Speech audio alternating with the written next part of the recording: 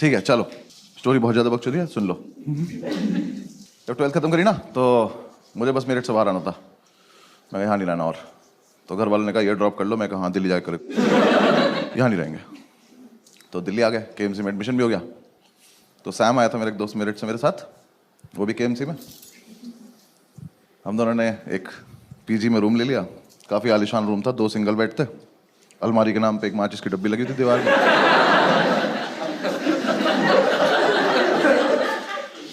और जो आर्किटेक्ट था ना उसका,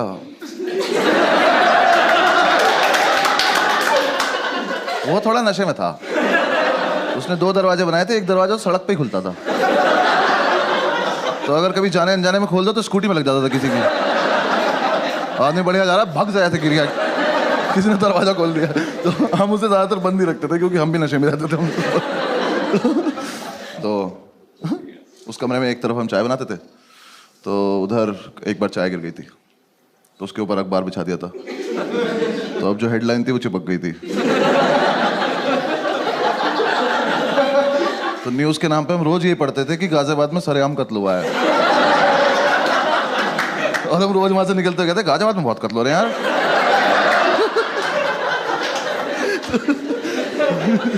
थोड़े दिन हम रहे, फिर हमने डिसाइड किया कि यार दारू पीते हैं।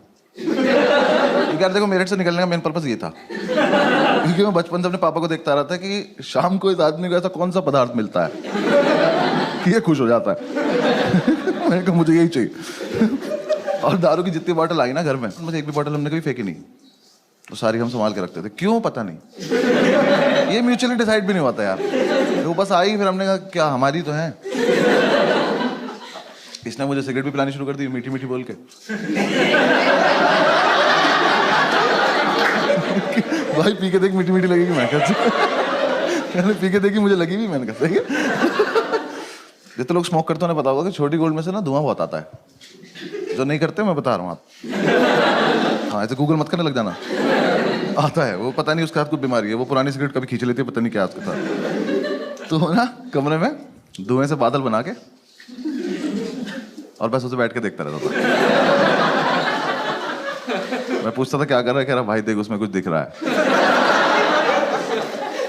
मैं क्या दिख रहा है, कह रहा देख एक कुत्ता दिख रहा है। तो मैं देखता, मैंने कहा हाँ दिख तो रहा है। फिर हम दूसरा बादल बनाते थे, फिर हम दोनों कुत्तों की लड़ाई कराते थे। तो ठीक चल रहा था हमारा, फुल ऑन एंटरटेनमेंट चल रहा था। फिर एक दिन हमने ऐसे डिसाइड करा कि आओ थोड़ी बहुत सफाई वफाई कर लेते हैं। हम निकले घर से कि थोड़ा सामान वामान लेके आते हैं। बादल बना के, कमरा बंद करके, ताला लगा के हम लोग गए। पास की एक दुकान थी, वहाँ जाके हम भूल गए हम क्यों आए थे, सिगरेट पीने लगे।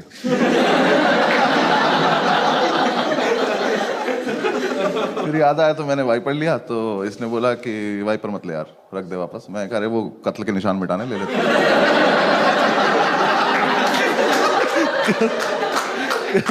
कह रहा कि नहीं कोई जरूरत नहीं है, मैं कर लूंगा अपने आप। मैंने कहा अच्छा ठीक है। तो हमने बेसिकली हम कुछ लेने गए थे, बिना लिए थोड़ी देर में घूम घाम के वापस आ गए। तो हमारे यहाँ गैलरी थी, यहाँ वॉशरूम था, रूम से काफी दूर। आर्किटेक्ट होगी उसकी कुछ दिक्कत, मुझे नहीं पता क्या था। तो ऐसे वॉशरूम था, चाबी इसके पास थी, भाग के आया और वॉशरूम में घुस गया। तो मैंने कहा चाबी, कह रहा नहीं दे रहा। ये क्या फेटिश है कि मैं चाबी छिपा लूंगा अपने पास। मैं कहा भाई या तो मुझे भी अंदर ही बुला ले, मैं भी बाथरूम में आ जाता हूँ। तो कह रहा नहीं मैं चाबी नहीं दूंगा, जब तक मैं बाहर नहीं आता तो बाहर घूम। मैं कहा और अंदर कुछ नहीं कर रहा है, छप छप की आवाज आ रही पानी की। पता नहीं बाल्टी में चाबी ही डुबो रहा था। मैं कहा भाई दे दे चाबी, 2-3 बार मांगी, नहीं दी। मैं कहा ठीक है बाहर में जा, मुझे कुछ ना कुछ काम है। मैं बाहर आया, ऐसे थोड़ा सा ओपन एरिया था, उसमें ऐसे गोल गोल घूम रहा था। मैं ऐसे घूम रहा था तो मैंने देखा हमारे रूम के बाहर एक आदमी खड़ा हुआ बैग टांग के। तो मुझे लगा ये सेल्समैन होगा, कुछ बेच रहा होगा। तो मैंने कहा अरे टाइम पास तो मिल गया, आओ इससे बकचोदी की जाए। तो मैंने कहा भाई क्या बेच रहे हो। वो कुछ बोला नहीं। मैं कहा बताओ ना क्या बेच रहे हो। तो वो पलटा, कह रहा तुम कौन हो। मैं कहा मैं कस्टमर, बताना क्या बेच रहे हो।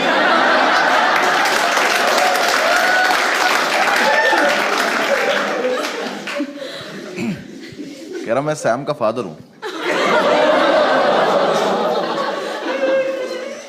ये तो कोई बेचने की चीज। तो मुझे समझ नहीं आया इस पर रिएक्ट कैसे करते, मैं बस पलटा में चल दिया। तो कह रहा कहाँ जा रहे हो? मैं कहा मैं कस्टमर ना, कुछ खरीदने जा रहा हूँ। कह रहा सही से बताओ तुम करते क्या? मैंने कहा अंकल मैं ना पीछे डांस सिखाता हूँ वहां पे ना। कुछ समझ ही नहीं आया। मैं रियाज ही कर रहा था, आप आ गए एकदम से ना। तो थोड़ी दूर में भागा। कह रहे एक सेकंड तुम अनुभव हो ना?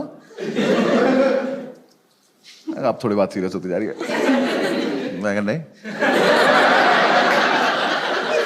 कह रहा मुझे सैम ने बताया तुम्हारे बारे में, और मैं ये सोच रहा हूँ अपने लड़के से स्केच बनवाता है क्या? उस टाइम फोटो तो होते नहीं थे। तो ये क्या दोस्त हाँ बनाओ, शक्ल बनाओ। तो यार देखो मैं भाग सकता था वहां से, लेकिन फिर मुझे एकदम से लगा कि आज क्या होने वाला है। ये आदमी अभी वॉशरूम से आएगा, ये अपना बाप देखेगा, फिर हम तीनों मिलके कमरा देखेंगे, और ये संसार तमाशा देखेगा।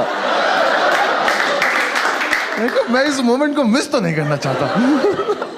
तो मैं कहा बता देते हैं हम कौन है, क्योंकि देखो मुझे क्या डर था, ये आदमी क्या कर लेगा, वैसे तो है नहीं मुझे पीट देगा।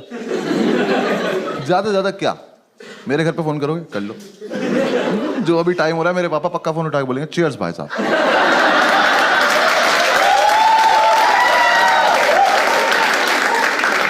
मुझे कोई लोड नहीं था, मैंने पूरी कैलकुलेशन की अपने दिमाग में। मैं कहा बता देते हैं। मैंने कहा हाँ अंकल मैं अनुभवी हूँ, मैं तो ऐसे ही मतलब थोड़ा मजाक कर रहा था आपसे। उसका मुंह देखे बोलना नहीं चाहिए था कि उससे मजाक कर रहा था मैं। भाई बिल्कुल बाप। हाँ जो मेरे पापा ना पापा है, ये बाप कहते हैं। वो लड़के नहीं तो बचपन से बाप बनना चाहते हैं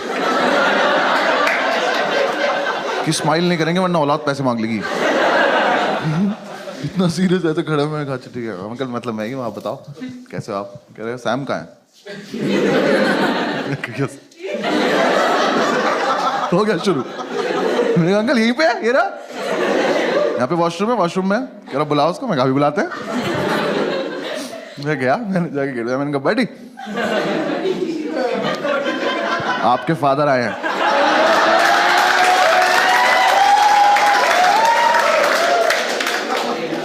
ये चमन चूतिया अंदर से बोला नहीं मिलेगी चाबी।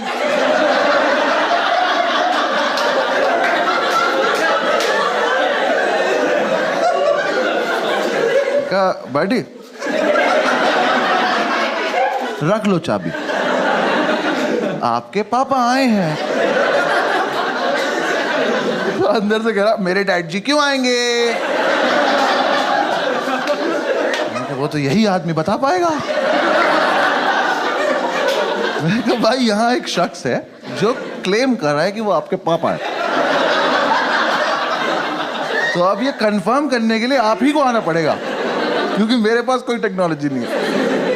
इसको समझ ही नहीं आ रही है बात। इसको लग रहा है मैं चाबी लेने के लिए अलग अलग बहाने बना रहा हूँ। ये अपनी जोन में खुश है।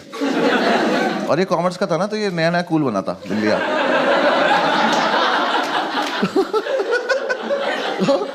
इसने कूल बनने के लिए दिल्ली आके कुछ लड़कों से दोस्ती करी थी और एमिनेम सुनना शुरू किया था। पर इसके लिए नहीं था वो। मेरठ का लड़का एमिनेम समझ रहे हो तुम? वहां के लड़के अभी भी मेमोरी कार्ड को चिप बोल रहे हैं यार।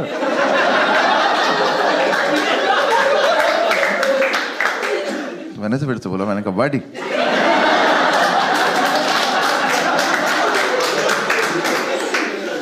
प्लीज मान जाओ, आपके पापा आए हैं। अंदर से कह रहा है buddy love the way you लाई।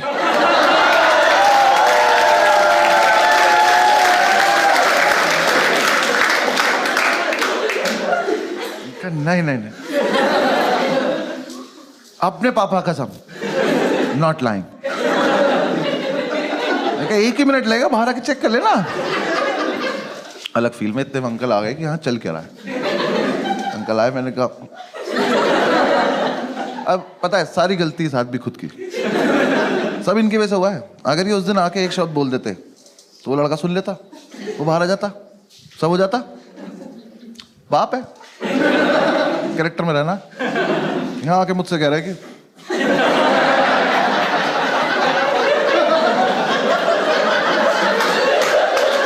क्या मैं बहन मम्मी मुझसे क्यों बोल रहा हूँ?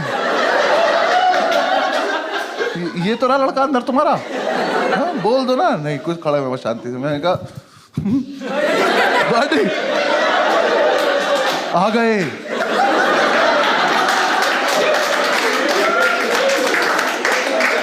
यार पता है सब सच है। एकदम से इसका मेरिट ऊपर आया, एमिनेम नीचे चला गया और इसका पेशेंस लेवल खत्म हो गया। इसे लगा कि अब तो ये बहुत देर से बकचोदी कर रहा है, तो अब मुझे इसे जवाब देने का टाइम आ चुका है। इसने अंदर से इतनी बुरी बुरी गालियां देनी शुरू करी, इतनी बुरी बुरी की स्टेज पे तो मैं दे भी नहीं सकता। ऐसे गालियों का लूप चला और मैं सोच रहा हूँ ये वाली तो बहुत एस्केलेट कर दिया यार तूने। और ऐसे चला चला चला चला चला और एकदम से एक लाइन आई, और तुझे पता है मेरा बाप कितना बड़ा चूतिया है।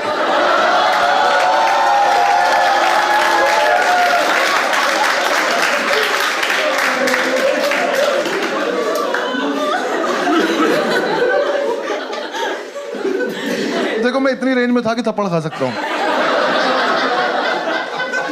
फिर मुझे लगा कि